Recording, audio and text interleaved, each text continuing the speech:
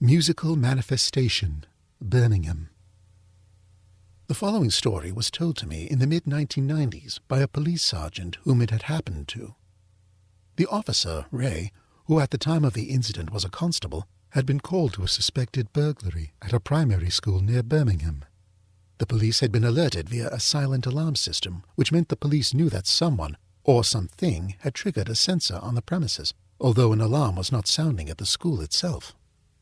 The police officer arrived at the school and began to circle around the building, looking for signs of entry. The school was in total darkness, and everywhere was silent. Eventually, he found an open window which was just big enough to fit through. At the time, he wondered why the window did not seem to have been forced open. He queried if it had been simply left open, as after all it was summertime, and they had been in the middle of a particularly warm spell, and maybe someone had forgot to close it at the end of the day. Ray quietly contacted the police control room of what he had found using his radio before carefully climbing into the open window, finding himself inside a classroom.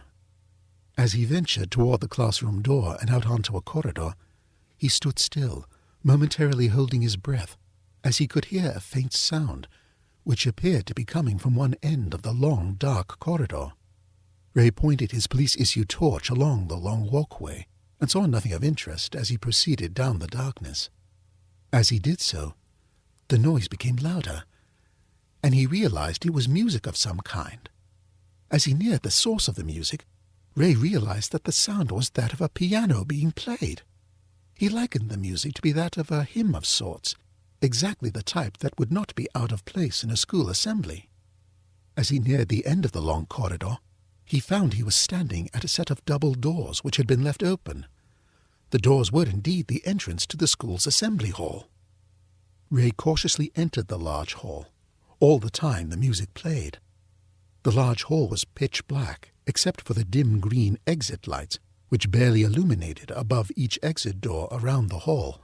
He cast his torch to where the sound seemed to be coming from, and found a dark wooden piano in the far corner of the room. Ray stealthily approached the large instrument in order to get a view of the far side of the piano to see who would be sat at the keyboard, which was still being played. As he arrived at the piano and was within only a few feet of the stool which was perched in front of the black and white keys, he realized there was no one there. Coincidentally, as he made this realization, the music immediately stopped playing, leaving an echo of the last chord played to resonate around the room, before an eerie silence was left. Eventually, the officer was joined by another police colleague and the school's caretaker, who, after checking the alarm system, could confirm that the assembly hall had been the only sensor to have been triggered. The rest of the building had been secure, and no property had been removed. Although physically shaken at the time, Ray confessed that he did not discuss what he had found for many months. To this day, he has no idea what had caused the piano music to be played, and that no rational reason seemed to fit.